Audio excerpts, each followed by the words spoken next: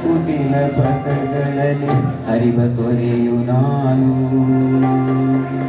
ಎಂದಿಗಾದರೂ ಕಾಣದ ಕಡಲನ್ನು ಸೇರಬಹುದೇ ನಾನು ಕಡಲ ನೀರಿನೊಳು ಕರಗಬಹುದೇ ನಾನು ಕರಗಬಹುದೇ ನಾನು ಕರಗಬಹುದೇ ನಾನು.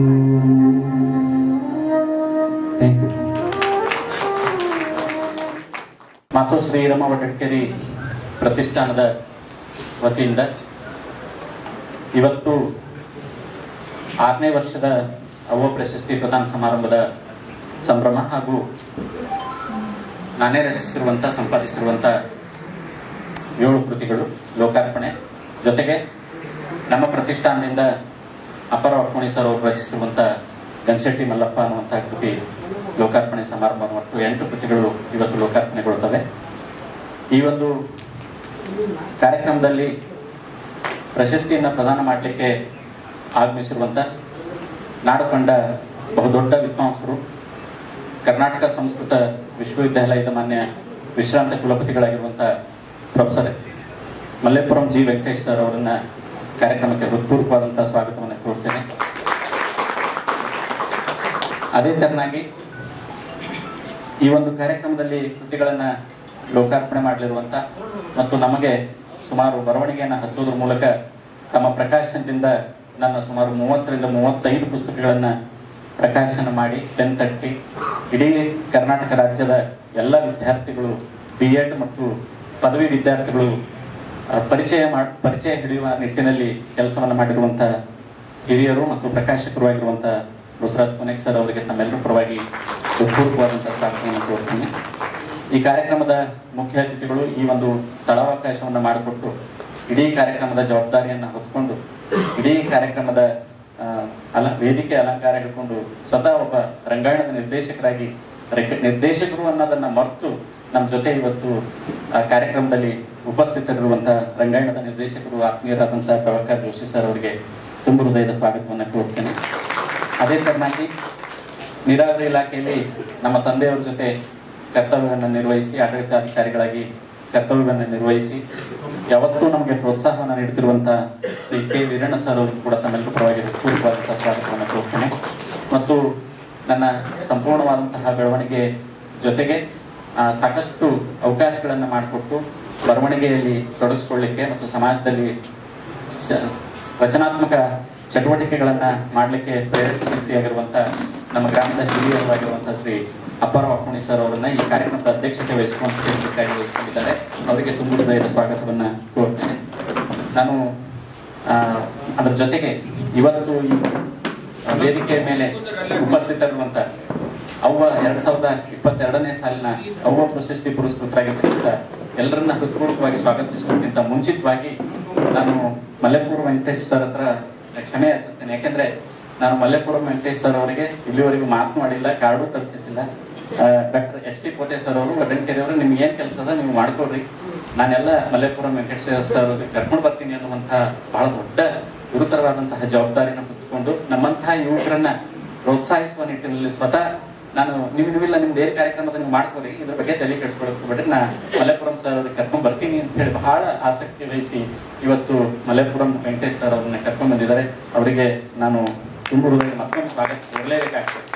ಅದರ ಜೊತೆಗೆ ಇವತ್ತಿನ 2022ನೇ ಸಾಲಿನ ಅವ್ವ ಪ್ರಶಸ್ತಿ ಪ್ರದಾನ ಸಮಾರಂಭದಲ್ಲಿ ಬಹಳ ದೊಡ್ಡ ವೇದಿಕೆ ಮೇಲೆ ಕುಂತಿರ್ತಕ್ಕಂಥ ಒಬ್ಬೊಬ್ಬರು ಘಟಾನುಘಟಿಗಳೇ ನನಗೆ ಒಂಥರ ಮುಜುಗರ ಆಗ್ತಾ ಇದೆ.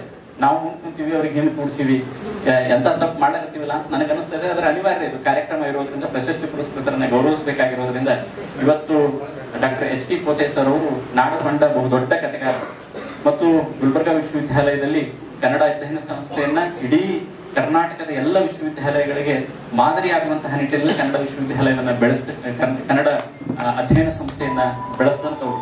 ಅಂಥವ್ರು ಇವತ್ತು ನಮ್ಮ ಕಾರ್ಯಕ್ರಮದಲ್ಲಿ 2022ನೇ ಸಾಲಿನ ಅವರ ಮಹಾಬಿದ್ದು ಅನ್ನುವಂತಹ ಕಾದಂಬರಿಗೆ ಪ್ರಶಸ್ತಿ ಲಭಿಸಿದೆ.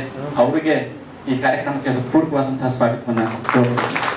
ಅದೇ ತರನಾಗಿ ಇನ್ನೋರ್ವ ಕಥೆಗಾರರು ಶಹಾಪುರ ಯಾದಗಿರಿ ಜಿಲ್ಲೆಯ ಶಹಾಪುರ್ನ ಶ್ರೀ ಸಿದ್ದರಾಮ ಹಂಕಲು ಈಗ ಅವರ ಕಥೆಗಾರನ ಹೋಗಿ ಗಜಲ್ಕಾರರಾಗಿದ್ದ. ಸೊ ಇವತ್ತು ಅವರ ಗಜಲ್ ಸಂಕಲನಕ್ಕೆ ಆಕಾಶಕ್ಕೆ ಹಲವು ಬಣ್ಣಗಳು ಅನ್ನುವಂತಹ ಗಜಲ್ ಸಂಕಲನಕ್ಕೆ 2022ನೇ ಸಾಲಿನ ಅವ್ವ ಪ್ರಶಸ್ತಿ ಲಭಿಸಿದೆ. ಅವರಿಗೂ ಕೂಡ ಹೃತ್ಪೂರ್ವಕವಾದಂತಹ ಸ್ವಾಗತವನ್ನ ಕೋರ್ತೀನಿ. ಮತ್ತು ನಮ್ಮ ಯಾವತ್ತೂ ನಮ್ಗೆ ಬೆನ್ನೆಲುಬು, ಬ್ಯಾಕ್ಬೋನ್ ಆಫ್ ಏನಂತೀವಿ ನಾವು, ಒಂಥರ ನಮ್ಗೆ ಬೆನ್ನೆಲುಬು ಇದ್ದಂಗೆ ನಮ್ಮ ಗ್ರಾಮದ, ನಾನು ಯಾವಾಗ್ಲೂ ಮಾತಾಡುವಾಗ ಸರ್ ಅದೇ ಉಚ್ಚಾರ ಮಾಡ್ತಿರ್ತಾರೆ, ನಮ್ಮ ಗ್ರಾಮದ ಪಕ್ಕದ ಗ್ರಾಮದವ್ರು ಅಂದ್ರೆ ಹಿಂಗ ಹಳಕೆ ಹಿಡಿದು ಹೋದ್ವಿ ಅಂದ್ರೆ 9 ಕಿಲೋಮೀಟರ್, ಹಿಂಗ್ ಬಂದಾರಿ ಕೊಂಡ ಹೋದ್ವಿ ಅಂದ್ರೆ 3 ಕಿಲೋಮೀಟರ್. ಅವ್ರ ಊರಿಗೂ ನಮ್ಮ ಊರಿಗೂ ವ್ಯತ್ಯಾಸ ಒಂದ್ 8 ಹೊಲ ಅಷ್ಟೇ ಆಟ. ಸೊ ಹಿಂಗಾಗಿ ಯಾವತ್ತೂ ನಮ್ಮ ಏಳಿಗೆಯನ್ನ ಕಂಡು ಪ್ರೋತ್ಸಾಹಿಸಿ ವಾಟ್ಸಪ್ ಮೂಲಕ ಒಂದಿಲ್ಲ ಒಂದು ಸಲಹೆಗಳನ್ನ ಸೂಚನೆಗಳನ್ನ ಕೊಡೋದ್ರ ಮೂಲಕ ನನಗೆ ಬೆನ್ನು ತಡ್ತಾ ಇರುವಂತಹ ಹಿರಿಯರು, ನಮ್ಮ ಮಾರ್ಗದರ್ಶಕರು ಮತ್ತು ರಾಜ್ಯ ಕರ್ನಾಟಕ ಸರ್ಕಾರದ ಸಾರ್ವಜನಿಕ ಗ್ರಂಥಾಲಯ ಇಲಾಖೆಯ ಮಾನ್ಯ ನಿರ್ದೇಶಕರಾಗಿರುವಂತಹ ಸತೀಶ್ ಕುಮಾರ್ ಹೊಸ್ಮನಿ ಸರ್ ಅವರಿಗೆ ಹೃತ್ಪೂರ್ವಕವಾದಂತಹ ಸ್ವಾಗತವನ್ನು ಕೋರುತ್ತೇನೆ.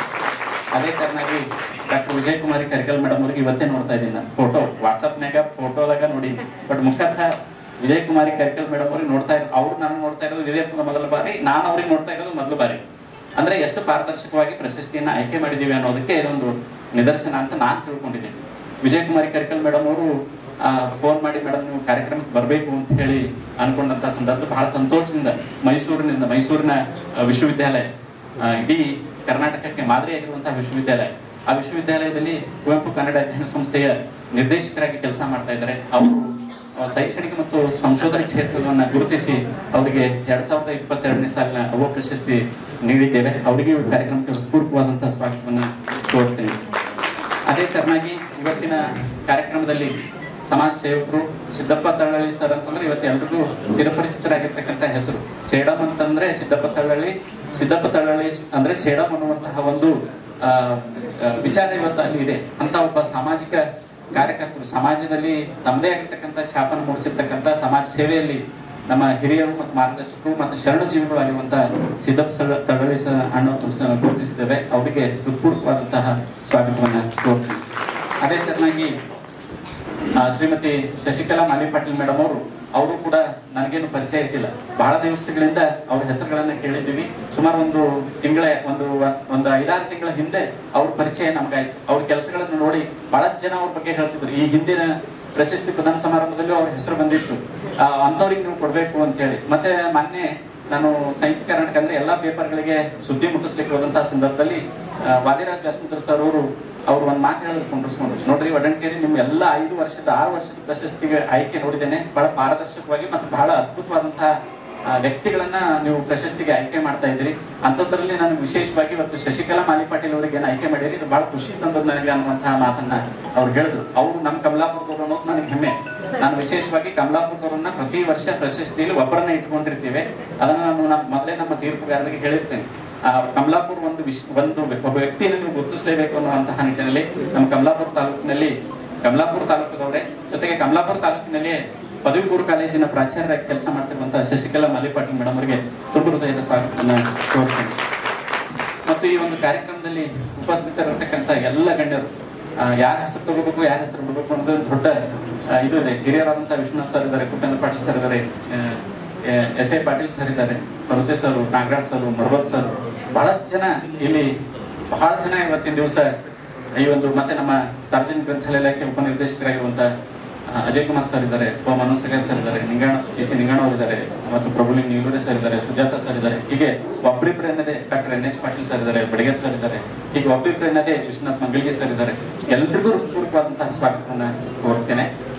ಕೋರ್ತಾ ಒಂದೆರಡು ಮಾತುಗಳನ್ನ ನಾನು ಪ್ರಾಸ್ತಾವಿಕ ಅನಿವಾರ್ಯ ಇರೋದ್ರಿಂದ ಮಾತಾಡ್ತಾ ಇದ್ದೀನಿ. 2013ರಲ್ಲಿ ನಮ್ಮ ತಾಯಿಯವರು ತೀರ್ಕೊಂಡ ಮೇಲೆ ಒಂದು ಪ್ರತಿಷ್ಠಾನವನ್ನ ಪ್ರಾರಂಭ ಮಾಡಿ 2013ರಲ್ಲಿ ಪ್ರತಿಷ್ಠಾನ ಪ್ರಾರಂಭ ಮಾಡಿದ ನಂತರ ಏನಾದ್ರೂ ಒಂದಿಷ್ಟು ಸಮಾಜಕ್ಕೆ ಉಪಯುಕ್ತವಾಗಿರುವಂತಹ ಕೆಲಸ, ನಾವು ಸೌಂಡ್ ಮಾಡಲಾರ್ದೆ ಮಾಡುವಂತಹ ವ್ಯಕ್ತಿ ನಾನು. ನನಗೆ ಸೌಂಡ್ ಮಾಡೋದಂದ್ರೆ ಇಷ್ಟ ಇಲ್ಲ, ಸೌಂಡ್ ಅಂದ್ರೆ ಪ್ರಚಾರ ಇಷ್ಟ ಇಲ್ಲ. ಸೊ ಹೀಗಾಗಿ ಏನಾದ್ರೂ ಒಂದಿಷ್ಟು ಕೆಲಸಗಳನ್ನ ಮಾಡಬೇಕು, ಪ್ರತಿಷ್ಠಾನದ ಅಡಿಯಲ್ಲಿ ಇದ್ದಂತಹ ಹಣಕಾಸಿನ ವ್ಯವಸ್ಥೆಯಲ್ಲೇ ಇದ್ದ ಒಂದಿಷ್ಟು ಸಾಮಾಜಿಕ ಸೇವೆಗಳನ್ನ ಮಾಡಬೇಕು ಅನ್ನುವಂತಹ ನಿಟ್ಟಿನಲ್ಲಿ 2013ರಲ್ಲಿ ನಮ್ಮ ತಾಯಿಯವರು ತೀರ್ಕೊಂಡ ನಂತರ ಒಂದು ಪ್ರತಿಷ್ಠಾನವನ್ನು ಹುಟ್ಟಾಕಿದೆ. ಪ್ರತಿಷ್ಠಾನ ಹುಟ್ಟಾಕಿ ಇಲ್ಲಿಂದ ಅಂದ್ರೆ 2013 ಪ್ರತಿಷ್ಠಾನ ಹುಟ್ಟಾಕಿದ್ಮೇಲೆ ಯಾವುದೇ ಪ್ರಶಸ್ತಿ ಪುರಸ್ಕಾರಗಳು ಕೊಡ್ಲಿಲ್ಲ. ಹೀಗೆ ಒಂದು ಸಂದರ್ಭದಲ್ಲಿ ನಾವು ನೀಲೂರೆ ಸರ್ ಅವರು ಈ ವಿಜಯ ಕರ್ನಾಟಕ ಪತ್ರಿಕೆ ಹಿರಿಯ ಉಪಸಂಪಾದಕರಾಗಿರುವಂತಹ ನೀಲೂರೆ ಸರ್ ಅವರು ಶ್ರೀ ವಿಜಯ ಪ್ರಶಸ್ತಿ ಕೊಟ್ಟಿದ್ರು. ಶ್ರೀ ವಿಜಯ ಪ್ರಶಸ್ತಿ ಈಗ ಕನ್ನಡ ಸಾಹಿತ್ಯ ಪರಿಷತ್ ಕೊಡ್ತು ಅಂತ ಹೇಳಿ ಅವ್ರು ಪ್ರಶಸ್ತಿ ಕೊಡೋದು ನಿಲ್ಲಿಸ್ಬಿಟ್ಟಿದ್ದಾರೆ. ಅವ್ರು ಒಂದ್ಸಲ ಅಂದ್ರು, ಒಡ್ಡಂಕೇರಿಯವ್ರೆ ನೀವು ಯಾಕೆ ಪ್ರತಿಷ್ಠಾನ ಮಾಡ್ತೀರಿ, ಎಲ್ಲ ಸಮಾಜ ಸೇವೆ ಮಾಡ್ತೀರಿ, ಅದು ಮಾಡ್ತೀರಿ, ಹುಡುಗರು ನೋಟ್ಬುಕ್ ಹಂಚ್ತೀರಿ, ಮತ್ತೆ ಬಡ ವಿದ್ಯಾರ್ಥಿಗಳು ದತ್ತು ತಗೊಂಡು ಅವ್ರು ವರ್ಷ ಫೀಸ್ ಕಟ್ತೀರಿ, ಅದೆಲ್ಲ ಮಾಡ್ತೀರಿ. ಅದ್ರ ಜೊತೆಗೆ ಒಂದು ಏನಾದ್ರೂ ಶಾಶ್ವತವಾಗಿ ನೆನಪುಳಿಯುವಂತಹ ಒಂದು ಕಾರ್ಯಕ್ರಮ ನೀವು ಮಾಡ್ಬೇಕು ಅಂತಂದ್ರು. ಸರಿ ಏನ್ ಮಾಡಮ್ರಿ ಅಂತಂದಾಗ ಇವತ್ತು ಅವ್ವ ಪ್ರಶಸ್ತಿ ಪ್ರಾರಂಭ ಮಾಡ್ಲಿಕ್ಕೆ ಪ್ರೇರಣೆ, ಯಾಕಂದ್ರೆ ಹೇಳ್ಬೇಕಾಗ್ತದೆ, ಅವ್ವ ಪ್ರಶಸ್ತಿ ಪ್ರಾರಂಭ ಮಾಡ್ಲಿಕ್ಕೆ ಪ್ರೇರಣೆ ಅಂತಂದ್ರೆ ಪ್ರಭುಲಿಂಗ್ ನೀಲೂರೆ ಅವರು, ವಿಜಯ ಕರ್ನಾಟಕ ಪತ್ರಿಕೆಯ ಹಿರಿಯ ಉಪಸಂಪಾದಕರಾಗಿರುವಂತ ನೀಲೂರೆ ಸರ್ ಇಲ್ಲ, ನೀವು ಒಂದು ಕೆಲಸ ಮಾಡ್ರಿ, ನೀವು ಪ್ರಶಸ್ತಿ ಕೊಡ್ರಿ, ಮೈಪಾಲ್ ರೆಡ್ಡಿ ಮುನ್ನೂರ್ ಅವ್ರ ಅಮ್ಮ ಕೊಡ್ತಾರೆ, ನೀವು ಅವ್ವ ಕೊಟ್ಬಿಡ್ರಿ ಅಂತ ಒಂದೇ ಮಾತಿಗೆ ಸಡನ್ ಆಗಿ ಅಂದ್ಬಿಟ್ರೆ, ಆಯ್ತು ಸರ್ ನೀವೆಲ್ಲ ಇರ್ತೀರಿ ಅಂದ್ರೆ ನಾನು ಕೊಡ್ತೀನಿ ಅಂತ ಹೇಳಿ ಅದೇ ವರ್ಷನೇ ನಾವು ಪ್ರಶಸ್ತಿ ಪ್ರಾರಂಭ ಮಾಡಿದ್ವಿ. ಮೊದಲ ವರ್ಷ ನಮ್ಮ ಶೋಭಾದೇವಿ ಚೆಕ್ಕಿ ಮೇಡಮ್ ಅವರು ಯಾವುದೋ ಒಂದು ಪುಸ್ತಕ ಆಯ್ಕೆ ಆಯ್ತು. ಸೊ ಅಲ್ಲಿಂದ ಇಲ್ಲಿವರೆಗೆ ಬಹಳ ಜನ ಪ್ರಶಸ್ತಿಯನ್ನ ಪಡ್ಕೊಂಡಿದ್ದಾರೆ ಪುಸ್ತಕಕ್ಕೆ ಸಂಬಂಧಪಟ್ಟಂಗೆ. ಕಳೆದ ವರ್ಷ ನಮ್ಮ ಕೇಂದ್ರ ಸಾಹಿತ್ಯ ಅಕಾಡೆಮಿಯ ಸಲಹಾ ಸಮಿತಿಯ ಸದಸ್ಯರಾದಂತಹ ಡಾಕ್ಟರ್ ಪದ್ಮಿನಿ ನಾಗರಾಜ್ ಅವರು ಬಂದಿದ್ರು. ಅವರು ಕೂಡ ಹೋದ ವರ್ಷದ ಪ್ರಶಸ್ತಿ. ಮತ್ತು ಚಾಂದ್ ಪಾಷಾ ಅಂತ ಹೇಳಿ ಬೆಂಗಳೂರು ವಿಶ್ವವಿದ್ಯಾಲಯದಲ್ಲಿ ಸಂಶೋಧನಾ ವಿದ್ಯಾರ್ಥಿ ಚಾಂದ್ ಪಾಷಾ ಅಂತ ಹೇಳಿ ನಮ್ಮ ಭಾಗದವರೇ. ಸೊ ಅವರು 2022ನೇ ಸಾಲಿನ ಗ್ರಂಥಕ್ಕೆ ಕೃತಿಗೆ ಸಂಬಂಧಪಟ್ಟಂತಹ ಪ್ರಶಸ್ತಿಯನ್ನ ಪಡೆದ್ರು. ಸೊ ಇಲ್ಲಿವರೆಗೆ ಸುಮಾರು 6 ಜನ ಅಂದ್ರೆ 36 ಜನ ಪ್ರಶಸ್ತಿಗೆ ಭಾಜನರಾಗಿದ್ದಾರೆ. ಇಂತ ಒಂದು ಬಹಳ ಖುಷಿ ಅನಿಸ್ತದೆ. ಮತ್ತೆ ಅಷ್ಟೇ ಪ್ರಾಮಾಣಿಕವಾಗಿ ನಾವು ಪ್ರಶಸ್ತಿ ಅಂತಂದ್ರೆ ನಮ್ದು ಪ್ರಶಸ್ತಿ ಹೆಂಗಂತಂದ್ರೆ ಈ ಪ್ರಶಸ್ತಿ ಅನ್ನುವಂತಹ ಏನಾಗಿದೆ ಅಂದ್ರೆ ಒಂಥರ ಜನರಲ್ಲಿ ಅಭಿನಂಬಿಕೆಗಳದಾವ್. ಪ್ರಶಸ್ತಿ ಅಂದ್ರೆ ರೊಕ್ಕ ಕೊಡ್ತಾರ ಕೊಡ್ತಾರ್ರಿ, ಅವೇನ್ ಪ್ರಶಸ್ತಿ ವ್ಯಾಲ್ಯೂ ಇಲ್ಲ ಹಂಗಿಲ್ಲ ಅಂತ ಹೇಳಿ ಮಾತಾಡ್ತಾರೆ. ಅಂತದ್ರ ಮಧ್ಯೆ ನಾನು ಒಂದು ಪ್ರಶಸ್ತಿ ಕೊಡ್ತೀನಿ ಅಂತಂದ್ರೆ ಅದನ್ನ ಬಹಳ ಪ್ರಾಮಾಣಿಕವಾಗಿ ಮತ್ತು ಅಷ್ಟೇ ಪಾರದರ್ಶಕವಾಗಿ ಕೊಂಡೊಯ್ಯಬೇಕು ಅನ್ನುವಂಥ ತಲೆಯಾಗಿ ಇಟ್ಟುಕೊಂಡೆ ಇವತ್ತು ಆ ಪ್ರಶಸ್ತಿಯನ್ನ ಪ್ರಾರಂಭ ಮಾಡಿದ್ದೇನೆ. ಇಲ್ಲಿ ಪ್ರಶಸ್ತಿಗೆ ಯಾರಿಂದೂ ₹1 ತಗೊಳ್ಳಲ್ಲ, ಯಾರಿಂದೂ ₹1 ಕೊಡಂಗಿಲ್ಲ.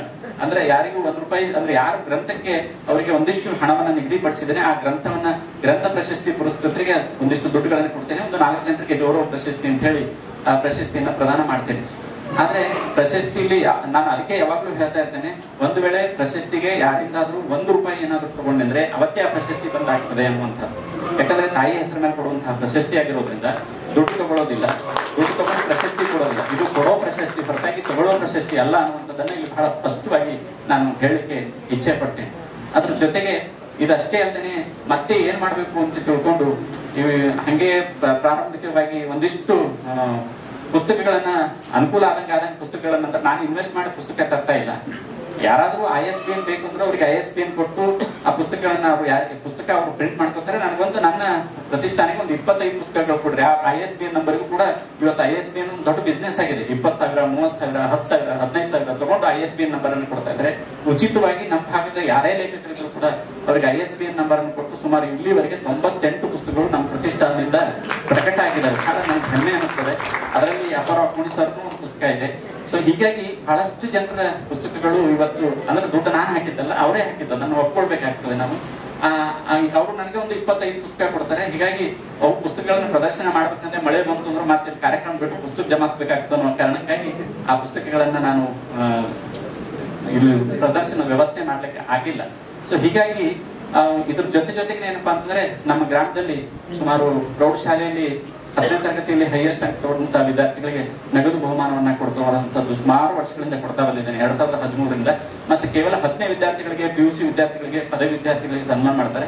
7ನೇ ಮಕ್ಕಳು ಪಾಪ ಅವ್ರು ಪಾಸ್ ಆಗಿರ್ತಾರೆ, ಹೈಯೆಸ್ಟ್ ತಗೊಂಡಿರ್ತಾರೆ, ಅವರಿಗೂ ಪ್ರೋತ್ಸಾಹ ಮಾಡಬೇಕು ಅನ್ನೋ ಕಾರಣಕ್ಕಾಗಿ ಆ 7ನೇ ಮಕ್ಕಳಿಗೂ ಕೂಡ ಇವತ್ತು ಹೈಯೆಸ್ಟ್ ಇಡೀ ನಮ್ಮ ಪ್ರಾಥಮಿಕ ಶಾಲೆ ಏನಿದೆ ಅಲ್ಲಿ ಡೊಂಗರ್ಗಾಂವದಲ್ಲಿ ಆ ಮಗುವಿಗೂ ಕೂಡ ಈ ಸಂದರ್ಭದಲ್ಲಿ ವೇದಿಕೆ ಮೇಲೆ ನಗದು ಬಹುಮಾನ ಕೊಟ್ಟು ಪ್ರಮಾಣ ಪತ್ರ ಕೊಟ್ಟು ಸನ್ಮಾನಿಸುವುದು ಕಾರ್ಯಕ್ರಮವನ್ನು ಹಮ್ಮಿಕೊಂಡಿದ್ದೇನೆ. ಅದ್ರ ಜೊತೆಗೆ ಸುಮಾರು 2013ರಿಂದ ನಾನು ನಮ್ಮ ಊರಲ್ಲಿ ಒಂದು ಖಾಸಗಿ ಶಾಲೆ ಇದೆ, ಗಂಗುದೇವತಿ ಸ್ಕೂಲಲ್ಲಿ ಒಂದು ಮಗುವಿಗೆ ದತ್ತು ತಗೊಂಡಿದ್ದೆ. ದತ್ತಕ್ಕೆ ಅಂದ್ರೆ ಅರ್ಥ ಏನು ಅಂದ್ರೆ ಆ ಮಗುವಿನ ಒಟ್ಟಾರೆ ಫೀಸ್ಗಳನ್ನ, ಆ ಮಗುವಿನ ಎಲ್ಲನೇ ಫೀಸ್ ಏನಪ್ಪಾ ಅಂದ್ರೆ ಪ್ರತಿ ವರ್ಷ ನಿಮ್ದು ಫೀಸ್ ಏನದ ಆ ಫೀಸ್ ಅನ್ನು ನಾನು ಕಟ್ತೀನಿ. 3-3.5 ಸಾವಿರ ರೂಪಾಯಿ ಫೀಸ್ ಅವ್ರು. ಆ 3.5 ಸಾವಿರ ರೂಪಾಯಿ ಪ್ರತಿ ವರ್ಷ ಆ ಮಗುವಿನ ನಾನೇ ಕಟ್ಕೊತಾ ಬರ್ತಾ ಇದ್ದೆ. ಸುಮಾರು ಒಂದು ವರ್ಷ ಹಿಂದೆ ಸ್ವಲ್ಪ ಏನಾಯ್ತು ಅಂದ್ರೆ ಅವ್ರು ಏನೋ ಅವ್ರು ಅಂದ್ರೆ ತಂದೆ ತಾಯಿ ಇಲ್ಲ ಆ ಮಗುವಿಗೆ, ನನಗೆ ತಂದ್ಬಿಟ್ಟು ತಂದೆ ತಾಯಿ ಇಲ್ಲ ಅಂತ ಮಗುವಿಗೆ ನಾನು ದತ್ತಕ್ಕೆ ತಗೊಂಡಿದ್ದೆ. ಅಂದ್ರೆ ಫೀಸ್ ಕಟ್ಟೋದು, ದತ್ತಕ್ಕೆ ಪೂರ್ತಿ ಅಂತಲ್ಲ, ಫೀಸ್ ಶಾಲೆ ಶುಲ್ಕ ಕಟ್ಟೋದು. ಸ್ವಲ್ಪ ಅವ್ರಿಲ್ಲ, ಅವ್ರು ಯಾರೋ ಚಿಕ್ಕಮ್ಮನ ಬಳಿ ಮತ್ತೆ ದುಡ್ಡು ಇಸ್ಕೊಂಡಿದ್ದಾರೆ ಅವ್ರ ಹೆಡ್ ಮಾಸ್ಟರ್ ಅಂತ ಹೇಳಿ ನಾನು ಊರಿನಿಂದ ಒಬ್ಬರಿಂದ ಕೇಳಿದೆ. ಅದಕ್ಕೆ ಯಾಕೆ ಹಿಂಗ್ ಮಾಡ್ತಾರ ಅಂತ ತಿಳ್ಕೊಂಡು ಒಂದ್ ಸ್ವಲ್ಪ ನಿಲ್ಲಿಸಿ ಒಂದ್ ಸ್ವಲ್ಪ ಆಮೇಲೆ ಏನ್ ಮಾಡ್ಬೇಕು ಅಂತಂದ್ರೆ ನಮ್ಮ ಈ ಕಾರ್ಯಕ್ರಮದ ಸಂಚಾಲಕರು ಡಾಕ್ಟರ್ ನಾಗಪ್ಪ ಹೋಗಿ ಅವರು ನಮ್ಮ ಆತ್ಮೀಯ ಮಿತ್ರರು, ಅಂದ್ರೆ ನಮ್ಮ ಮನೆಯೊಳಗೆ ಇರ್ತಿದ್ರು ಹೆಚ್ಚಿಗೆ ಅವರು. ನಮ್ಮ ತಾಯಿಯವರು ಅಂತಂದ್ರೆ ಅವ್ರ ತಾಯಿಯವರು ಇದ್ದಂಗೆ ಅವನಿಗೆ. ಸೊ ಯಾವಾಗ್ಲೂ ನನಗೆ ಹೇಳ್ತಿದ್ದ, ದೋಸ್ತ ನಾನು ಏನಾರ ಮಾಡ್ಬೇಕು ಅವ್ರ ಕೈ ತಿಂತೀನಿ, ನಾನು ಏನಾರ ಮಾಡ್ಬೇಕು ಅಂತ ಎಷ್ಟೋ ಸಲ ಹೇಳ್ತಿದ್ದೆ. ಬೇಡಪ್ಪ, ಇದು ತೋಮದಲ್ಲ, ನೀವು ಕೂಡ ಪ್ರಶಸ್ತಿ ಅಲ್ಲ ಅಂದೆ. ಇಲ್ಲ, ಇದು ಬಿಟ್ಟು ನೀ ಬೇರೆ ಏನಾದ್ರು ಹೇಳು, ನಾ ಮಾಡ್ತೀನಿ ಅಂದೆ. ನೋಡಪ್ಪ, ನಾನು ಒಂದು ಹುಡುಗ ದತ್ತಕ್ಕೆ ತಗೊಂಡಿನಿ, ಇನ್ನ 2 ವರ್ಷ ಉಳಿದ ಅವನು. ಈಗ 7ನೇ ತರಗತಿ ಇದ್ದಿರ್ಬೇಕು ಸರ್ ಅಂತ. 7ನೇ ತರಗತಿ ಇನ್ನೂ 1 ವರ್ಷದಾಗ ನಾವು ಹೈಸ್ಕೂಲ್ ಹೋಗ್ತಾನೆ, ಮುಗಿತಾವ ಗೌರ್ಮೆಂಟ್ ಸ್ಕೂಲ್ಗೆ ಹೋಗ್ತಾನೆ, ಅದು ಪ್ರೈವೇಟ್ ಸ್ಕೂಲ್ ಅದ.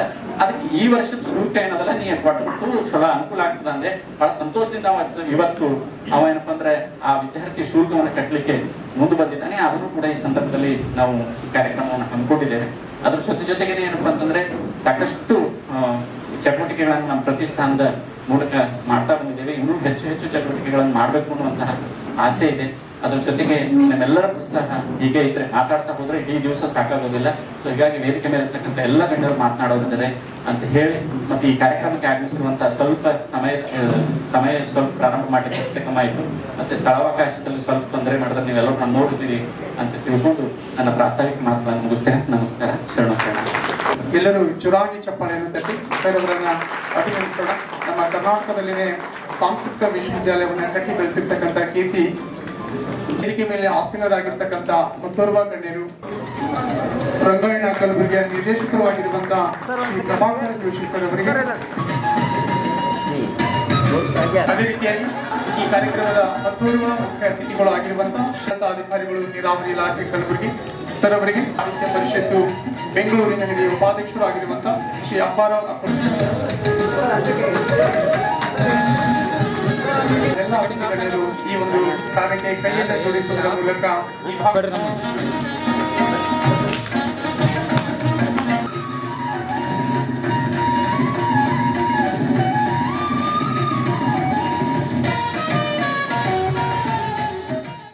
ಡಾಕ್ಟರ್ ವಿಜಯಕುಮಾರ್ ಪೊರ್ತೆ ಸರ್ ಅವರ ನೇತೃತ್ವದ ಆಯ್ಕೆ ಸಮಿತಿಯನ್ನ ರಚನೆ ಮಾಡಿಕೊಂಡು ಅದರಲ್ಲಿ ಸತ್ಯಂ PU ಕಾಲೇಜಿನ ಪ್ರಾಚಾರ್ಯರಾಗಿರುವಂತಹ BH ನಿರ್ಗುಡಿ ಅವರನ್ನ ಮತ್ತು ವಿಶ್ವನಾಥ್ ರೆಡ್ಡಿ ಮುದ್ನಾಳ್ ಪದವಿ ಮಹಾವಿದ್ಯಾಲಯದ ಪ್ರಾಚಾರ್ಯರಾಗಿರುವಂತಹ ಡಾಕ್ಟರ್ ಪ್ರೇಮಾ ಅಪ್ಚಂದ್ ಅವರನ್ನ ಮತ್ತು ಇಲ್ಲಿ ಸರ್ಕಾರಿ ಪದವಿ ಮಹಾವಿದ್ಯಾಲಯ ಸ್ವಾಯತ್ತ ಸರ್ಕಾರಿ ಪದವಿ ಮಹಾವಿದ್ಯಾಲಯದಲ್ಲಿ ಅತಿಥಿ ಉಪನ್ಯಾಸಕರಾಗಿ ಕೆಲಸವನ್ನ ಮಾಡ್ತಿರುವಂತಹ ಡಾಕ್ಟರ್ ಶರಣಮ್ಮ ಪಾಟೀಲ್ ಅವರನ್ನ, ಅದರ ಜೊತೆಗೆ ಪ್ರತಿ ವರ್ಷ ಒಬ್ಬ ಆಯ್ಕೆ ಸಮಿತಿಯಲ್ಲಿ ಪತ್ರಕರ್ತರನ್ನ ತಗೊಂಡು ಆಯ್ಕೆ ಸಮಿತಿ ರಚನೆ ಮಾಡ್ತೀನಿ. ಈ ವರ್ಷ ನಮ್ಮ ಕಲ್ಯಾಣ ಕಹಳೆ ಪತ್ರಿಕೆ ಅಂತ ತಾವೇನು ಓದ್ತಾ ಇದ್ರಿ, ಆ ಕಲ್ಯಾಣ ಕಹಳೆ ಪತ್ರಿಕೆಯ ಸಂಪಾದಕರಾಗಿರುವಂತಹ ಶರಣಗೌಡ ಪಾಟೀಲ್ ಪಾಳ ಅವರನ್ನ ಇಲ್ಲಿ ಆಯ್ಕೆ ಸಮಿತಿಯಲ್ಲಿ ತಗೊಂಡು, ಮತ್ತು ನಮ್ಮ ಡಾಕ್ಟರ್ ನಾಗಪ್ಪ ಗೋಗಿ ಅವರು ಈ ಪ್ರಶಸ್ತಿಯ ಸಂಚಾಲಕರಾಗಿರ್ತಾರೆ.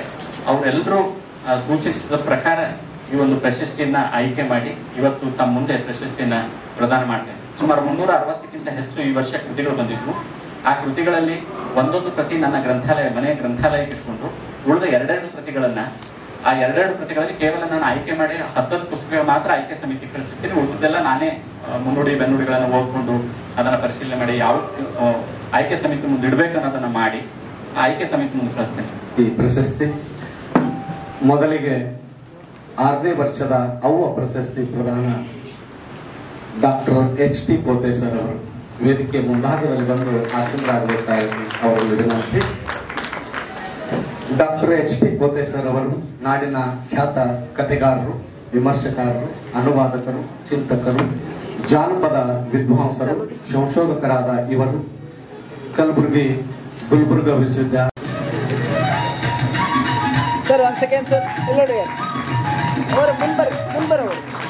ಅವರ ಆಕಾಶಕ್ಕೆ ಹಲವು ಬಣ್ಣಗಳ ಕೃತಿಗೆ ಅವ್ವ ಪ್ರಶಸ್ತಿ ನೀಡಿ ಗೌರವಿಸಲಾಗುತ್ತದೆ. ಧನ್ಯವಾದಗಳು.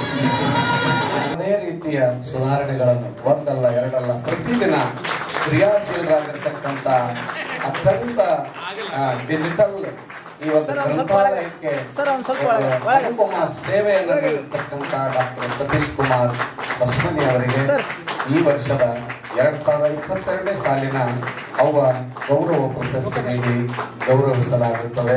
ದಯವಿಟ್ಟು ಆಸನದಲ್ಲಿ ಮುಂದೆ ಆಸೀನರಾಗಬೇಕಾಗಿ ವಿನಂತಿ.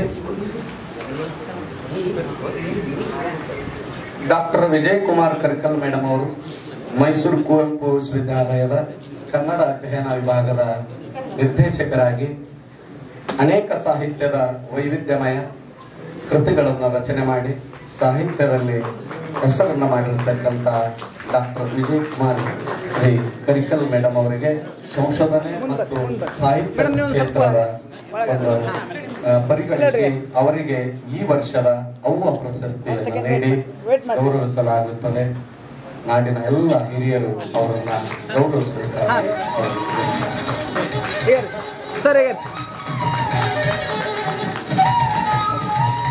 ಧನ್ಯವಾದಗಳು.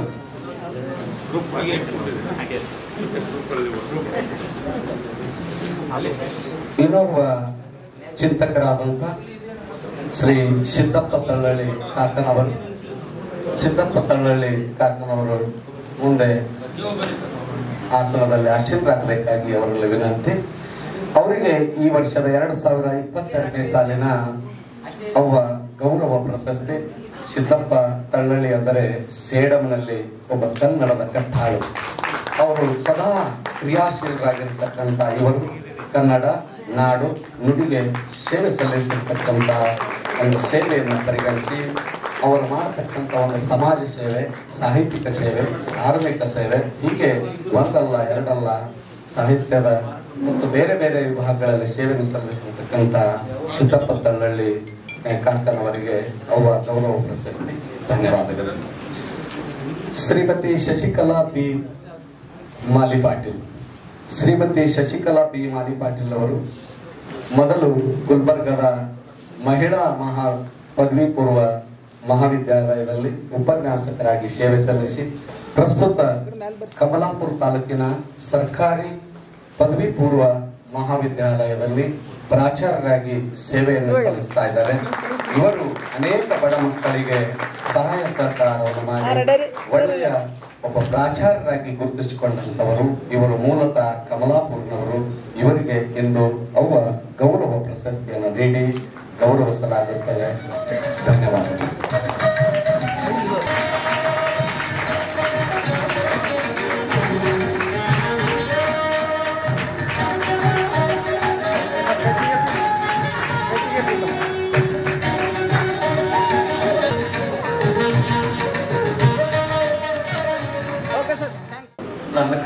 ಊಹೆಯನ್ನು ಮೀರಿದ್ದು. ನಾನು ಬರುವಾಗ ಯಾವ ಪ್ರಶಸ್ತಿ ಸಮಾರಂಭ ಹೇಗಿರುತ್ತೆ ಅಂತ ನಾನು ಇಷ್ಟು ಸಂಭ್ರಮದಲ್ಲಿ ಇರುತ್ತೆ ಅಂತ ನಾನು ಅನ್ಕೊಂಡಿರ್ಲಿಲ್ಲ. ಆದ್ರೆ ಒಳಗಡೆ ಬಂದು ಕೂತ್ಕೊಂಡಾಗ ನಿಮ್ಮನ್ನೆಲ್ಲ ನೋಡಿದ್ಮೇಲೆ, ಮತ್ತೆ ಈ ಜನಪ್ರವಾಹ, ಅಭಿಮಾನಿಗಳ ಪ್ರವಾಹ ನೋಡಿದ್ಮೇಲೆ, ಮತ್ತು ಈ ಅವ ಪ್ರಶಸ್ತಿಗೆ ಆಯ್ಕೆಯಾದಂತ ಎಲ್ಲ ಮಹನೀಯರು ಒಂದೊಂದು ಹೆಸರು ನೋಡಿದ್ಮೇಲೆ ನನ್ಗನ್ಸಿದ್ದೇನು ಅಂದ್ರೆ ಇದೊಂದು ಅಭೂತಪೂರ್ವವಾದಂತ ಒಂದು ಪ್ರಶಸ್ತಿ ಪ್ರದಾನ ಸಮಾರಂಭ ಆಗಿದೆ. ಅತ್ಯುತ್ತಮ, ಇದು ದುಡ್ಡಿಗಾಗಿ ಮಾಡಿರುವ ಕಾರ್ಯಕ್ರಮ ಅಲ್ಲ. ಆದ್ರೆ ಇದರ ಕಾರ್ಯಕ್ರಮದ ನಿರ್ವಹಣೆ ಮಾಡ್ತಿರತಕ್ಕಂಥ ನಮ್ಮ ಒಡ್ಡನ್ಕೇರಿಯವರು, ಶರಣಬಸಪ್ಪ ಒಡ್ಡನ್ಕೇರಿಯವರು ತಮ್ಮ ಪ್ರಾಸ್ತಾವಿಕ ಮಾತುಗಳಲ್ಲಿ ತನ್ನ ವಿಚಾರಗಳನ್ನು ಹೇಳಿದರು. ಇದನ್ನು ಮಾಡುವಾಗ ನಾವು ಪಾರದರ್ಶಕವಾಗಿ ನಾವು ಮಾಡಿದ್ದೀವಿ ಅಂತ. ನಿಜವಾದ ಅರ್ಥದಲ್ಲಿ ಇದು ಪಾರದರ್ಶಕವಾದಂತ ಒಂದು ಆಯ್ಕೆ. ಅವ ಪ್ರಶಸ್ತಿನ ಹಾಗೆ ಕೊಡು ಮಾಡಿದ್ದಾರೆ. ಜೊತೆಗೆ ಅವ್ರು ಕೊಟ್ಟಂತ ಪ್ರಶಸ್ತಿ ಫಲಕ, ಅದರ ಹಿಂದೆ ಇರುವಂತಹ ಒಂದು ಅಂತಃಕರಣ ನನಗೆ ತುಂಬಾ ಇಷ್ಟವಾಯಿತು. ಹಾಗಾಗಿ ನಮ್ಮ ಶರಣಬಸಪ್ಪ ಒಡ್ಡನ್ಕೇರಿ ಅವರಿಗೆ ನಿಮ್ಮೆಲ್ಲರ ಪರವಾಗಿ ಅಭಿನಂದನೆಗಳನ್ನ ಬಗೆಹರಿಸುತ್ತೇನೆ. ಈ ಪ್ರಶಸ್ತಿ ಅನ್ನೋದು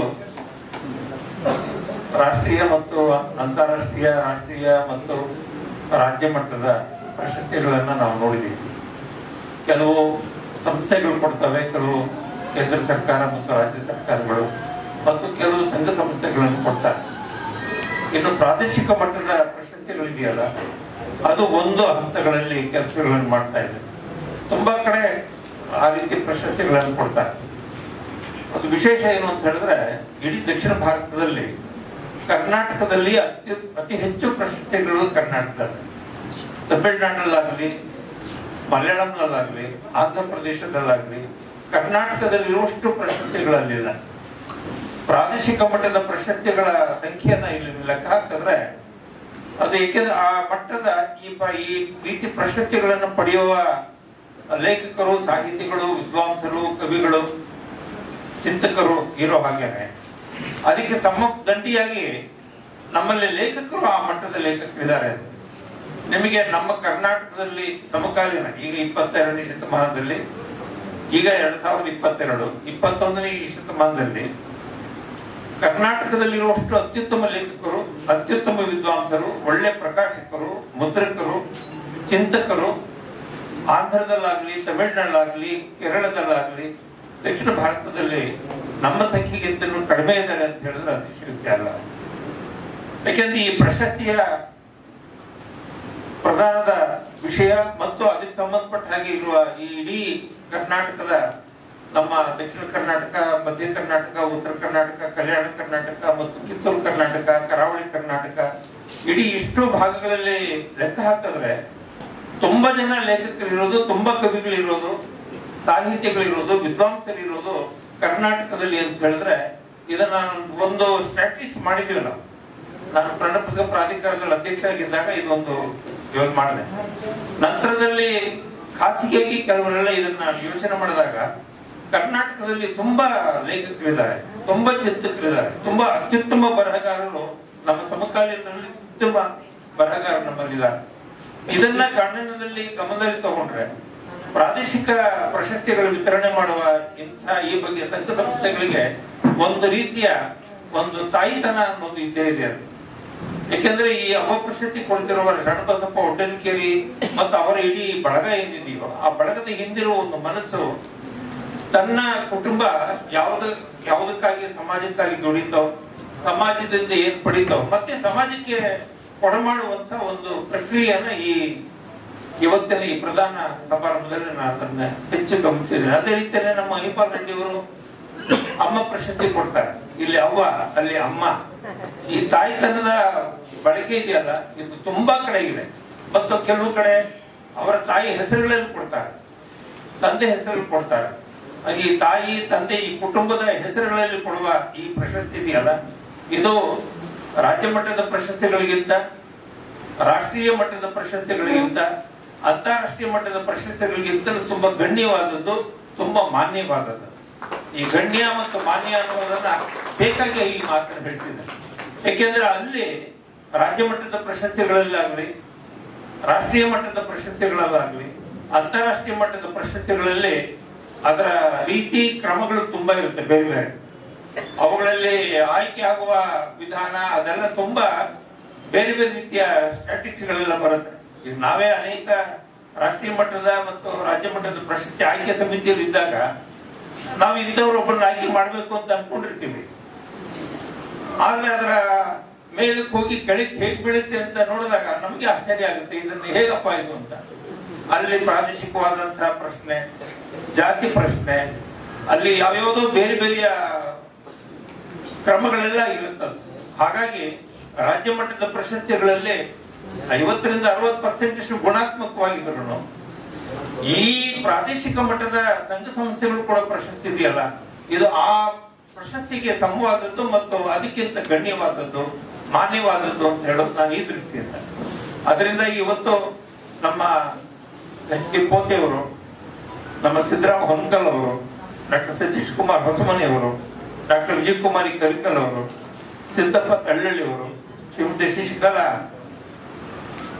ಶಶಿಕಲಾ ಅವರು, ಮಾಲಿ ಪಾಟೀಲ್ ಅವರು, ಈ 6 ಜನಕ್ಕೆ ಇವತ್ತು ಕೊಟ್ಟಿದೆ. ಇವರಲ್ಲಿ ಪೋತೆಯವರು ರಾಜ್ಯ ಮಟ್ಟದ ಪ್ರಶಸ್ತಿ ಪಡೆದಿದ್ದಾರೆ, ಬೇರೆ ಬೇರೆ ಪ್ರಾದೇಶಿಕ ಮಟ್ಟದ ಪ್ರಶಸ್ತಿಗಳನ್ನು ಅವರು ಪಡೆದಿದ್ದಾರೆ. ಸಿದ್ದರಾಮ ಹೊನ್ಕಲ್ ಅವರು ಕೂಡ ರಾಜ್ಯ ಮಟ್ಟದ ಪ್ರಶಸ್ತಿಯನ್ನ ಮತ್ತು ಪ್ರಾದೇಶಿಕ ಮಟ್ಟದ ಪ್ರಶಸ್ತಿ ಪಡೆದಿದ್ದಾರೆ. ಇನ್ನು ಡಾಕ್ಟರ್ ಸತೀಶ್ ಕುಮಾರ್ ಹೊಸಮನಿ ಬಗ್ಗೆ ಹೇಳಲೇಬೇಕಾಗಿಲ್ಲ, ಅವರು ಅಂತಾರಾಷ್ಟ್ರೀಯ ಮಟ್ಟದ ಪ್ರಶಸ್ತಿ ಪಡೆದಂತ ಒಬ್ಬ, ಬಹುಶಃ ಅವರೊಬ್ಬ ದೊಡ್ಡ ಲಕ್ಕಿ ಪರ್ಸನ್ ಅವರ. ನನ್ಗೆ ಗೊತ್ತಿರೋ ಹಾಗೆ ಕರ್ನಾಟಕದಲ್ಲಿ ಒಂದು ಏನಾದ್ರೂ ಯಾರೋ ಒಬ್ಬ ಅದೃಷ್ಟವಂತ ಪುರುಷ ಇರೋದಾದ್ರೆ ಅದರಲ್ಲಿ ಸತೀಶ್ ಕುಮಾರ್ ಹೊಸಮನಿಯವರು ಅವರು ಮುಂಚೂಣಿಯಲ್ಲಿ ಇರ್ತಾರೆ. ಯಾಕೆಂದ್ರೆ ಈಗ ಬಹುಶಃ ಕರ್ನಾಟಕದ ಸಾರ್ವಜನಿಕ ಗ್ರಂಥಾಲಯ ಇಲಾಖೆಯ ನಿರ್ದೇಶಕರಲ್ಲಿ ಇವರಷ್ಟು ಜನಪ್ರೀತಿ ಮತ್ತು ಜನಪ್ರಿಯತೆ ಎರಡನ್ನೂ ಒಟ್ಟಾಗಿ ಪಡ್ಕೊಂಡಂತಹ ಮಹನೀಯರು ನಮ್ಮ ಗೆಳೆಯರು ಮತ್ತು ಈ ಸಭೆಯಲ್ಲಿ ಅವರು ಇದ್ದಾರೆ ಅಂದ್ರೆ ಈ ಸಭೆಗೆ ಒಂದು ಶೋಭೆ. ಅದರಿಂದ ಈ ಸತೀಶ್ ಕುಮಾರ್ ಹೊಸಮನಿ ಅಂತ ಅವ್ರನ್ನ ಇಲ್ಲಿ ಕರೆದಿದ್ದಾರೆ. ಅಂದ್ರೆ ಅಂತಾರಾಷ್ಟ್ರೀಯ ಮಟ್ಟದ ಪ್ರಶಸ್ತಿ ಪುರಸ್ಕೃತರು ಕೂಡ ಈ ಪ್ರಾದೇಶಿಕ ಹಂತದಲ್ಲಿರುವ ಈ ಪ್ರಶಸ್ತಿಗಳನ್ನೇ ಅವರು ಸ್ವೀಕಾರ ಮಾಡ್ತಾರೆ ಅಂತ ಹೇಳಿದ್ರೆ, ನಿಜವಾಗ್ಲೂ ರಾಷ್ಟ್ರೀಯ ಅಂತಾರಾಷ್ಟ್ರೀಯ ಮಟ್ಟದ ಪ್ರಶಸ್ತಿಗಳು ಪಡೆದಂತವರು ಪ್ರಾದೇಶಿಕ ಮಟ್ಟದ ಈ ಪ್ರಶಸ್ತಿಗಳನ್ನ ಪಡಿತಾ ಇದ್ದಾರೆ ಅಂದ್ರೆ ಈ ಪ್ರಶಸ್ತಿಗೆ ಇರುವಂತಹ ಒಂದು ಘನತೆ, ಅದಕ್ಕಿರುವಂತಹ ಒಂದು ಮಾನ್ಯತೆ ಮತ್ತು ಗಣ್ಯತೆಯನ್ನ ಇದು ಪ್ರತಿಬಿಂಬಿಸುತ್ತೆ ಅಂತ ನಾನು ಅನ್ಕೊಂಡಿದ್ದೇನೆ. ಡಾಕ್ಟರ್ ವಿಜಯಕುಮಾರಿ ಕರಿಕಲ್ ಇದೇ ಕಲಬುರಗಿ ಅವರು, ಈಗ ಕುವೆಂಪು ಕನ್ನಡ ವಿದ್ಯಾನ ಸಂಸ್ಥೆಯಲ್ಲಿ ನಿರ್ದೇಶಕರಾಗಿದ್ದಾರೆ. ಒಳ್ಳೆ ಬರಹಗಾರತಿ, ಒಳ್ಳೆ ವಿದುಷಿ, ಒಳ್ಳೆ ವಿದ್ವತ್ತನ್ನ ಸಂಪಾದನೆ ಮಾಡ್ಕೊಂಡವರು. ವಿಜಯ ಪೂಜಾ ಮತ್ತು ಉಳಿದವರ ಶಿಷ್ಯ ಆಕೆ. ನೋಡಿ, ಅವರಿಗೆ ಹೆಚ್ಚು ಪ್ರಶಸ್ತಿಗಳು ಬಂದಿಲ್ಲ ಹಾಗೆ ನೋಡೋದಾದ್ರೆ.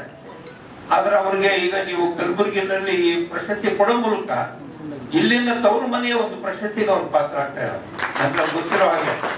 ಹಾಗಾಗಿ ವಿಜಯಕುಮಾರಿ ಕರಿಕಲ್ ಅವರಿಗೆ, ಸಿದ್ದಪ್ಪ ತಳ್ಳಳ್ಳಿ ಅವರು ತುಂಬಾ ದೊಡ್ಡ ಸಮಾಜ ಚಿಂತಕರು, ಸಮಾಜ ಸೇವಕರು, ಅಧ್ಯಾತ್ಮ ಸಾಧಕರು, ಶರಣ ಬಂಧುಗಳು. ಅವರು ಇವತ್ತು ಈ ವೇದಿಕೆ ಮೇಲಿದ್ದು ಇದನ್ನು ಹಿರಿಯರು ಅವ್ರು ತಗೊಳ್ತಾ ಇದ್ದಾರೆ. ಇನ್ನು ಶಶಿಕಲಾ ಮಾಲಿ ಪಾಟೀಲ್ ಅವ್ರ ಬಗ್ಗೆ ನಮಗೆ ಹೆಚ್ಚು ಗೊತ್ತಿಲ್ಲ. ಇಲ್ಲಿ ನಮ್ಮ ಪರ್ಸೆಂಟೇಜ್ ಲೆಕ್ಕದ ಪ್ರಕಾರ ನೋಡಿದ್ರೆ 4 ಪುರುಷರಿದ್ದಾರೆ, 2 ಮಹಿಳೆಯರಿದ್ದಾರೆ. ಆದ್ರೆ ಈಗ ನಮ್ದು ಯಾವ್ದು ಪರ್ಸೆಂಟೇಜ್ ಲೆಕ್ಕ ಇದೆಯೋ ಹೆಣ್ಮಕ್ಳಿಗೆ ಅದ್ರ ತಕ್ಕಾಗಿ ಅವ್ರಿಬ್ಬರನ್ನ ಅಲ್ಲಿ ಕುಡಿಸಿದ್ದಾರೆ. ನನಗೆ ಶರಣಬಸಪ್ಪ ಒಡ್ಡನಿಕೆಯವರು ಎಷ್ಟು ಯೋಚನೆ ಮಾಡಿದ್ದಾರೆ ಅಂತ ಹೇಳಿದ್ರೆ, ಆ ಯೋಚನೆ ಮಾಡಿದಾರೋ ಬಿಟ್ಟಿದಾರೋ ಬೇರೆ ಮಾತು. ಆದ್ರೆ ಅವ್ರ ಆಯ್ಕೆ ಮಾಡ್ಕೊಳ್ಳುವಾಗ 2 ಮಹಿಳೆಯರು ಬಂದು ಈ ಪ್ರಶಸ್ತಿ ಪಡೆದವರ ಸಾಲಿನಲ್ಲಿ ಕುಳಿತುಕೊಂಡಿದಾರಲ್ಲ, ಹಾಗಾಗಿ 4ರನ್ನು ಮತ್ತು ಆ 2 ಮಹಿಳೆಯರನ್ನ ಈಗ ಪುರುಷ ಸಮಾನ ಅಥವಾ ಪುರುಷ ಮೇಲು ಅಥವಾ ಸ್ತ್ರೀ ಮೇಲು ಅಂತ ಏನಿಲ್ಲ. ಆದ್ರೆ ಅನೇಕ ಸಂದರ್ಭಗಳಲ್ಲಿ ಒಬ್ಬ ಮಹಿಳೆಗೆ ಆದ್ಯತೆಗಳು ಕಡಿಮೆ ಆಗ್ತಿರುವ ಅನೇಕ ಆದ್ಯತೆಗಳು ಕಡಿಮೆ ಆಗುತ್ತೆ ಬೇರೆ ಬೇರೆ ಕಾರಣಗಳಿಂದ. ಆದ್ರೆ ನಮ್ಮ ಮಾತೃಶ್ರೀ ಈರಮ್ಮ ಒಡ್ಡನಗಿರಿ ಪ್ರತಿಷ್ಠಾನದ ಮೂಲಕ ಕೊಡ್ತಿರುವಂತ ಈ ಅವು ಪ್ರಶಸ್ತಿಯಲ್ಲಿ ಆ ತರದ ಒಂದು ಲೋಪ ಆಗದೆ ಇರೋದೇ ಒಂದು ವಿಶೇಷ ಅಂತ ಹೇಳಿ ನಾನು ತಿಳ್ಕೊಂಡಿದ್ದೀನಿ. ಇಂಥ 6 ಜನರನ್ನ ಇವತ್ತು ಕರೆದು ಇಲ್ಲಿ ಅವು ಪ್ರಶಸ್ತಿಯನ್ನು ಪ್ರದಾನ ಮಾಡಿದ್ದಾರೆ. ನಿಜವಾಗ್ಲೂ ಅವರೆಲ್ಲ ಇವತ್ತು ಅದೃಷ್ಟವಂತರು. ನಾನು ಇದನ್ನು ನೋಡ್ತಿರುವಾಗ ಒಂದು ಪ್ರಾದೇಶಿಕ ಪ್ರಶಸ್ತಿ ಪ್ರದಾನ ಸಮಾರಂಭ ಹೇಗ್ ನಡಿಬೇಕು ಅಂದ್ರೆ ನೋಡಿ ಹೀಗ್ ನಡಿಬೇಕು.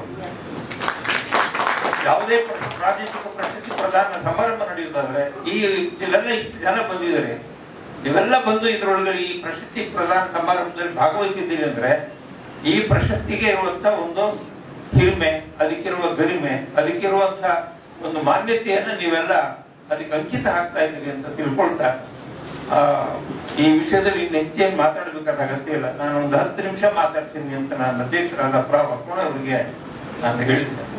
ಇಂಥದ್ದೊಂದು ಒಳ್ಳೆಯ ಸಮಾರಂಭದಲ್ಲಿ ಭಾಗವಹಿಸುವ ಮತ್ತು ಒಂದು ಪ್ರಶಸ್ತಿಯನ್ನು ಪಡೆಯೋದು ಅಂತ ಹೇಳಿದ್ರೆ ತಾನು ಇನ್ನಷ್ಟು ಕೆಲಸಗಳನ್ನು ಮಾಡೋದಕ್ಕೆ ಬೇಕಾದ ಒಂದು ಚೈತನ್ಯವನ್ನ ಪಡೆಯೋದು ಅಂತ ಅರ್ಥ.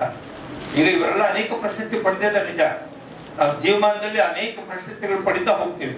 ಪ್ರಶಸ್ತಿಗಳನ್ನ ನಾವು ಪಡೆಯೋದು ಅಂದ್ರೆ ನಮ್ಮ ಅಹಂಕಾರವನ್ನು ಕಡಿಮೆ ಮಾಡ್ಕೊಳ್ಳೋದು, ಮಾಡ್ಬೇಕಾದಂತಹ ನನ್ನ ಕೆಲಸಗಳು ಎಷ್ಟಿವೆ ಅಂತ ಹೇಳಿ ನಾನು ಮುಂದೆ ಅದು ತೆರೆಯುತ್ತೆ, ಅದ್ರ ಮೂಲಕ ನಾನು ಇನ್ನಷ್ಟು ಕ್ರಿಯಾಯೋಗದಲ್ಲಿ ನಾನು ಮಗ್ನನಾಗೋದು. ಹಾಗಾಗಿ ಪ್ರಶಸ್ತಿ ಪಡೆಯೋದು ಅಂತಂದ್ರೆ ಅದು ಅಹಂಕಾರದ ಪ್ರತೀಕವಲ್ಲ, ಅದು ನಾನು ಮಾಡ್ಬೇಕಾದ ಕೆಲಸದ ಇನ್ನು ಮುಂದಿನ ಭವಿಷ್ಯತ್ನಲ್ಲಿ ಎಷ್ಟು ದೊಡ್ಡ ಕೆಲಸಗಳು ಮಾಡೋಕೆ ನನಗೆ ಬೇಕಾಗ ಒಂದು ಚೈತನ್ಯವನ್ನ ಈ ಪ್ರಶಸ್ತಿಗಳು, ಅದು ಸಣ್ಣದು ದೊಡ್ಡದು ಅಂತಲ್ಲ, ಇಂಥ ಪ್ರಶಸ್ತಿಗಳ ಮೂಲಕವೂ ಕೂಡ ನಾನು ಇನ್ನೊಂದಷ್ಟು ಕೆಲಸ ಮಾಡಬಲ್ಲೆ, ಇನ್ನೊಂದಷ್ಟು ಈ ನಾಡು ನುಡಿಗೆ ನಾನು ಸೇವೆಯನ್ನು ಸಲ್ಲಿಸಬಲ್ಲೆ ಅನ್ನುವಂಥ ಒಂದು ನಮ್ರತೆ, ಒಂದು ಬಗ್ಗೆ ಆರ್ತ ಭಾವ ಈ ಪ್ರತಿಯೊಬ್ಬ ಪ್ರಶಸ್ತಿ ಪುರಸ್ಕರ್ತರಿಗೂ ಇರುತ್ತೆ ಅಂತ ನಾನು ತಿಳ್ಕೊಂಡಿದ್ದೇನೆ. ನಾವಂತೂ ಯಾವುದೇ ಪ್ರಶಸ್ತಿಗಳು ಬಂದಾಗ ಪ್ರಶಸ್ತಿಗಾಗಿ ಅಹಂಕಾರ ಪಡಬೇಕಾಗಿಲ್ಲ, ಬೀಗಬೇಕಾಗಿಲ್ಲ. ಆದ್ರೆ ಅದನ್ನ ನಮಗೆ ಕೊಟ್ಟ ಪ್ರಶಸ್ತಿಗೆ ಒಂದು ಗೌರವ ತೋರಿಸ್ತಾ ಇಡೀ ಸಮಾಜಕ್ಕಾಗಿ ನಾನು ಒಂದಷ್ಟು ಕೆಲಸ ಮಾಡಿದ್ದೀನಿ, ಸಮಾಜ ನನ್ನನ್ನ ನೋಡಿದೆ, ನನ್ನ ಸಮಾಜ ನನ್ನ ಗುರುತಿಸಿದೆ. ನನಗೆ ಈ ಗುರುತಿಸುವ ಮೂಲಕ ನಾನು ಇನ್ನಷ್ಟು ಬೆಳೆಯೋದಕ್ಕೆ ಅವಕಾಶ ಮಾಡಿಕೊಟ್ಟಿದ್ದೇನೆ. ಯಾವುದೇ ಮನುಷ್ಯ ತನ್ನ ಜೀವಮಾನದ ಕೊನೆಯವರೆಗೂ ಕೂಡ ಅವನು ದುಡಿಮೆಯಲ್ಲಿ ಒಂದು ಕ್ರಿಯೆ, ಯಾವ್ದನ್ನ ನಾವು ಕಾಯಿಕವೇ ಕೈಲಾಸ ಅಂತ ಹೇಳ್ತೀವೋ, ಈ ಕಾಯಕ ಅನ್ನುವ ಈ ತತ್ವದಲ್ಲಿ ಒಂದು ಸೀಮಾಂತ ರೇಖೆಗೆ ಹೋಗೋದಿಕ್ಕೆ ಇಂಥ ಪ್ರಶಸ್ತಿಗಳು ಕೂಡ ಪರ್ಯಾಯವಾಗಿ ಪರೋಕ್ಷವಾಗಿ ಕಾರಣೀಭೂತವಾಗುತ್ತೆ ಅಂತ ಹೇಳ್ತಾ ಆ ಎಲ್ಲಾ ಪ್ರಶಸ್ತಿ ಪುರಸ್ಕೃತ ಮಹನೀಯರಿಗೆ ನಿಮ್ಮೆಲ್ಲರ ಪರವಾಗಿ ಮತ್ತೊಮ್ಮೆ ವೈಯಕ್ತಿಕವಾಗಿ ಅಭಿನಂದನೆಗಳನ್ನ ತಿಳಿಸ್ತಾ ಅವರು ಇನ್ನಷ್ಟು ಬೇರೆ ಬೇರೆ ಪ್ರಶಸ್ತಿಗಳನ್ನ ಪಡಿತಾ ಹೋಗ್ಲಿ, ಇನ್ನಷ್ಟು ಅತ್ಯುತ್ತಮ ಕೃತಿಗಳನ್ನ ಈ ಕನ್ನಡದ ಸಾಹಿತ್ಯಕ್ಕೆ, ಈ ಸಮಾಜಕ್ಕೆ, ಈ ಸಂಸ್ಕೃತಿಗೆ ಅದ್ ನೀಡ್ತಾ ಹೋಗ್ಲಿ ಅಂತ ಹೇಳಿ ನಾನು ಅಪೇಕ್ಷೆ ಪಡ್ತಾ ಭಾವಿಸ್ತಾ ನಾನು ಈ ಕೆಲವು ಮಾತುಗಳನ್ನ ಮುಗಿಸ್ತೇನೆ. ನಮಸ್ಕಾರ. ಪ್ರಶಸ್ತಿ ದೊರೆತಿರೋದು ನಮ್ಗೆಲ್ಲ ನಾನು ಮಾಡಿರ್ತಕ್ಕಂಥ ಸೇವೆಗಾಗಿ, ನಾನು ಮಾಡಿರ್ತಕ್ಕಂಥ ಸಾಧನೆಗಾಗಿ ಅಂತಕ್ಕಂಥ ಕಾಯಕದ ನುಡಿಗಳನ್ನು ನುಡಿದಿರ್ತಕ್ಕಂಥ ಸರ್ ಅವರಿಗೆ ಮತ್ತೊಮ್ಮೆ ಜೋರಾಗಿರುವ ಚಪ್ಪಾಳೆಯನ್ನು ತಟ್ಟಿ ಅಭಿನಂದನೆಯನ್ನು ಸಲ್ಲಿಸೋಣ.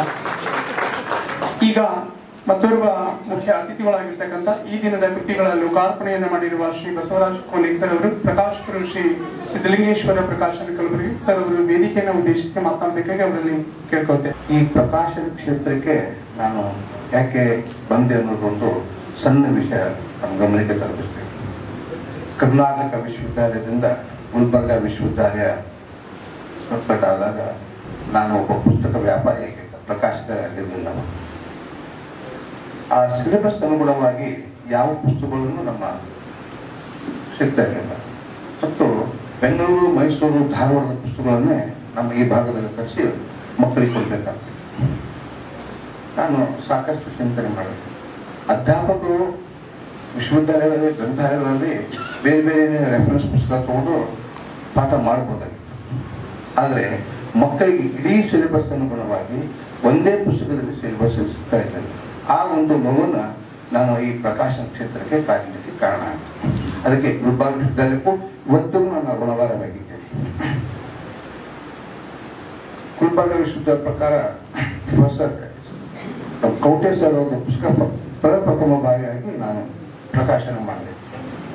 ಅದು ನಮ್ಮ ಭಾಗದ ಗುಲ್ಬರ್ಗಾ ವಿಶ್ವವಿದ್ಯಾಲಯ ವ್ಯಾಪ್ತಿ 6-7 ಜಿಲ್ಲೆಯಲ್ಲಿ ಕೂಡ ಒಳ್ಳೆ ಹೆಸರು ಮಾಡಿದೆ. ಅದರ ಪ್ರೇರಣೆಯಿಂದ ಹಾಗೆ ಎಲ್ಲ ಲೇಖಕರನ್ನು ಇಲ್ಲಿ ನಮ್ಮ ಗುಲ್ಬರ್ಗಾ ವಿಶ್ವವಿದ್ಯಾಲಯ ಸಿಲೆಬಸ್ಸನ್ನು ಕೊಡಿಸಿ, ನೀವು ಈ ಪುಸ್ತಕ, ಈ ಸಿಲೆಬಸ್ಸನ್ನು ನೀವು ಅಧ್ಯಾಪಕರಿಗೆ ಇದನ್ನು ನೀವು ರೂಪಿಸಿ ಕೊಡಿ, ನಾನು ಮಾರಾಟ ಮಾಡ್ತೇನೆ, ಪ್ರಕಾಶನ ಮಾಡ್ತೇನೆ ಅಂತ ಹೇಳಿ ಮಾಡ್ತಾ ಬಂದೆ. ಇದರ ಜೊತೆಗೆ ವಿಜ್ಞಾನ ಪುಸ್ತಕಗಳು, ಸಮಾಜ ವಿಜ್ಞಾನ ಮತ್ತು ಕಾಮರ್ಸ್ಗಳು ಯಾರೋ ಲೇಖಕರು ಇಲ್ಲಿವರೆಗೂ ಲೇಖಕರು ಬರೆದಿರಲಿಲ್ಲ. ಕನ್ನಡ ಅಧ್ಯಾಪಕರು ಮಾತ್ರ ತಮ್ಮ ಹವ್ಯಾಸಕ್ಕಾಗಿ, ತಮ್ಮದು ಕೃತಿ ಬಂದಿದೆ ಅಂತ ಹೇಳಿ ದೊಡ್ಡ ದೊಡ್ಡ ವಿದ್ವಾಂಸರು ಮತ್ತು ಅವರ ಕೃತಿಗಳನ್ನು ತೋರಿಸಿ ನಾವು ಇಲ್ಲಿ ಪುಸ್ತಕ ಪಬ್ಲಿಷ್ ಮಾಡಿದ್ದೀವಿ ಅಂತ ಅವ್ರಿಗೆ ಹೇಳಿ ಅವರಿಗೆ ಗೌರವಪೂರ್ವಕವಾಗಿ ಕೃತಿಗಳನ್ನು ಕೊಡ್ತಿದ್ದರು. ಆದರೆ ವಿಜ್ಞಾನ ಮತ್ತು ವಾಣಿಜ್ಯ, ಸಮಾಜ ವಿಜ್ಞಾನ ಯಾವ ಪುಸ್ತಕಗಳನ್ನು ಇಲ್ಲಿ ನಮ್ಮ ಭಾಗದಿಂದ ಪ್ರಕಟ ಆಗಿರಲಿಲ್ಲ. ಆ ಪುಸ್ತಕಗಳನ್ನು ಪ್ರಕಟ ಮಾಡೋದ್ರಿಂದ ನಮ್ಮ ಕಲ್ಯಾಣ ಕರ್ನಾಟಕದಲ್ಲಿ 6 ಜಿಲ್ಲೆಯ ಒಳಗೊಂಡಂತೆ ಆ ನಮ್ಮ ಪುಸ್ತಕಗಳನ್ನು ನಮ್ಮ ಭಾಗದ ಲೇಖಕರು, ಹಿರಿಯರು, ಅಧ್ಯಾಪಕರು, ಕಾಲೇಜ ಪ್ರಾಂಶುಪಾಲರು ಮತ್ತು ಗ್ರಂಥಾಲಯರು ಎಲ್ಲರೂ ಬೆನ್ನು ತಟ್ಟಿ ನನಗೆ ಅದಕ್ಕೆ ಒಂದು ಎನ್ಕರೇಜ್ಮೆಂಟ್ ಮಾಡೋದು. ಅದಕ್ಕೆ ಎಲ್ಲ ನಮ್ಮ ಸರ್ ಇಲ್ಲೇ ಪ್ರಭು ಕಾಲೇಜ್ಗೆ ನಾನು ಹೋದಾಗ ಬೆನ್ನು ತಟ್ಟಿ ಒಳ್ಳೆ ಕೆಲಸ ಮಾಡ್ತಿದ್ದೆಪ್ಪ ಅಂತ ಹೇಳಿ ಭಾಳ ಹೇಳಿದ್ರು. ಅವರು ನಮ್ಮ ನೆರಳಿಯವರು, ನಮ್ಮ ಆತ್ಮೀಯರು, ನಮ್ಮ ಹಿರಿಯರು. ಅವಾಗ ಅವರು ಕೂಡ ಆಶೀರ್ವದಿಸಿದರು. ಆಮೇಲೆ ಪ್ರೊಫೆಸರ್ ಬಡ ಅವರು, ಹೀಗೆ ಎಲ್ಲರೂ ಆ ಒಂದು ಶಿವಶರಣ ಪಾಟೀಲ್ ಜವಳಿಯವರು ಎಲ್ಲರೂ ಆವಾಗ ನಾನು ಮಾಡ್ತಕ್ಕಂಥ ಕೆಲಸನ ಮೆಚ್ಕೊಂಡು ಎಲ್ಲರೂ ಬೆನ್ನು ತಟ್ಟಿ ಒಳ್ಳೆ ಕೆಲಸ ಮಾಡ್ತಿದ್ದಪ್ಪ, ಈ ನಮ್ಮ ಭಾಗಕ್ಕೆ ಯಾವ ಕೊರತೆ ಇತ್ತು ಆ ಕೊರತೆ ನೀನು ನೀಸ್ತಾ ಇದ್ದೆ ಅಂತ ಹೇಳಿ ಭಾಳ ಹುರುಪಿನಿಂದ ನಾನು ಈ ಕೆಲಸ ಮಾಡಲಿಕ್ಕಿದ್ರು. ಅದರಂತೆ ಇವಾಗ ನಾನೇ ನೋಡಿಕೊಂಡ್ರೆ ಭಾಳ ಖುಷಿಗೆ ಅನ್ನಿಸ್ತದೆ. ಈಗ 2850 ಕೃತಿಗಳು ಕೂಡ ನಮ್ಮ ಪ್ರಕಾಶನದಿಂದ ಹೊರಗೆ ಬಂದಿದ್ದಾವೆ ಅಂತ ಹೇಳೋಕೆ ನನಗೆ ಭಾಳ ಹೆಮ್ಮೆ ಅನ್ನಿಸ್ತದೆ.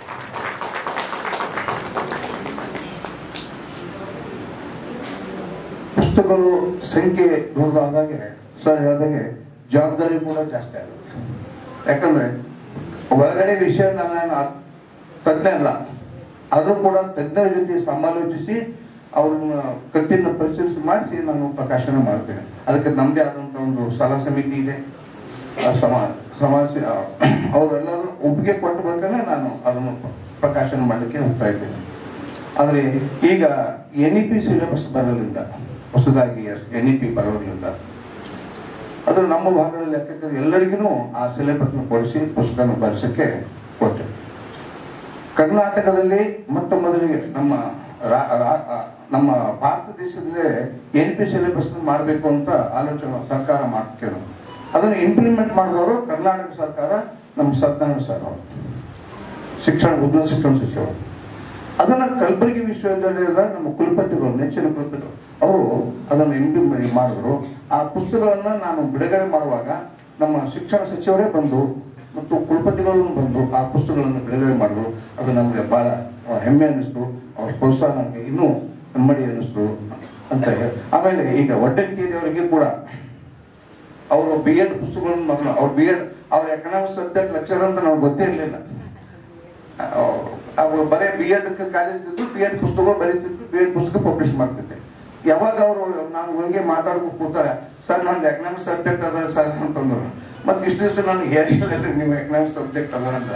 ಅದಕ್ಕೆ ಈ ಸಲ NEP ಸಲುವಾಗಿ ಅವ್ರಿಗೆ ಇಂಗ್ಲಿಷ್ ಮಾಧ್ಯಮದಲ್ಲಿ, ಕನ್ನಡ ಮಾಧ್ಯಮದಲ್ಲಿ ನೀತಿ ಸೋಮಶೇಖರ ಅಂತ ಮೈಸೂರು ಪುಸ್ತಕ ನಾನು ಪಬ್ಲಿಷ್ ಮಾಡಿದ್ದೇನೆ. ಅದಕ್ಕೆ ಈ ಸಲ ಅದನ್ನ ಇಂಗ್ಲಿಷ್ನಲ್ಲಿ ನಮ್ಮ ವಡ್ಡನ್ಕೇರಿ ಮತ್ತು ಕಾಶಿನಾಥ್ ಪಾಟೀಲ್ ಅಂತ ಅವರಿಬ್ಬರ ಕಡೆಯಿಂದನೂ ಆ ಪುಸ್ತಕನ ಬರೆಸಿದೆ. ಅದು ಕೂಡ ತಾವು ನೋಡಿದ್ರಿ. ಅದು ಕೂಡ ರಾಜ್ಯ ಮಟ್ಟದಲ್ಲಿ ಮಾರಾಟ ಆಗ್ತಾ ಇದೆ ಅಂತ ಹೇಳಕ್ಕೆ ನಮ್ಗೆ ಬಹಳ ಸಂತೋಷ ಆಗ್ತದೆ. ಇಲ್ಲಿ ವಡ್ಡನ್ಕೇರಿ ನಮಗೆ ಮಾತಾಡಲಿಕ್ಕೆ ಹೆಚ್ಚಿಗೆ ಅವರಿಗೆ ತಮ್ಮ ಎಲ್ಲರಿಗೂ ವಂದಿಸುತ್ತಾ ನನ್ನ 2 ಮಾತುಗಳನ್ನು ಮುಗಿಸ್ತೇನೆ. ಜೈ ಹಿಂದ್, ಜೈ ಕರ್ನಾಟಕ.